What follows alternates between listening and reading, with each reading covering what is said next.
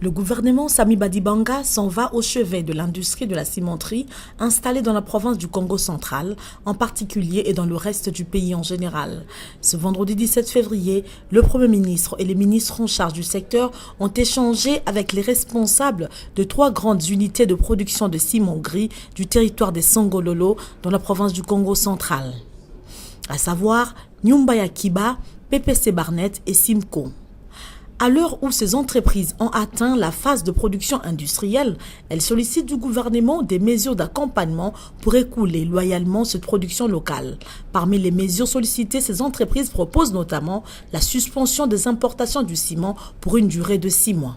Les cimentiers sont venus solliciter du gouvernement des mesures d'accompagnement pour que soient suspendues pour une durée de 6 mois les importations, mais également que des mesures de lutte contre la fraude soient renforcées.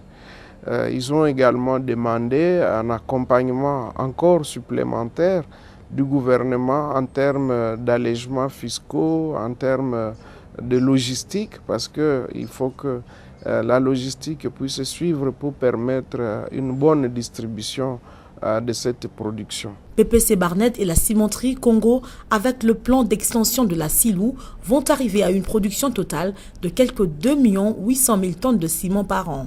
Ce qui représente les besoins en ciment à l'ouest du pays, a indiqué le ministre d'État en charge de l'économie, Modeste Bat-Lukwebo. Il était question de voir comment faire cohabiter cette production avec les importations de ciment.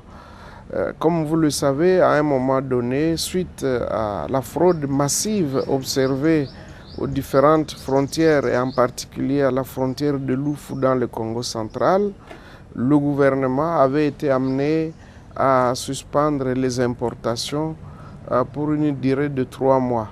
Mais il se fait qu'il y a eu abus dans l'application, mais également la fraude n'a pas cessé pour autant. De leur côté, les industries du ciment expliquent à travers Lenny Ilongo, administrateur de PPC Barnet, que leur secteur subit les fraudes continues qui ruinent tous les efforts du gouvernement. Notre secteur subit des fraudes continues et ces fraudes sont en train de ruiner tous les efforts que le gouvernement a fournis jusque-là et les investissements que nous avons consentis pour arriver à produire un ciment de meilleure qualité et à un prix extrêmement compétitif pour aider le pays et la population à améliorer son bien-être à travers les nouvelles infrastructures que le gouvernement envisage de réaliser dans notre pays. Le Premier ministre a décidé, à l'issue de ces entretiens, de mettre sur pied une commission mixte qui comprendra, outre les producteurs du ciment, les différents ministères en charge du secteur,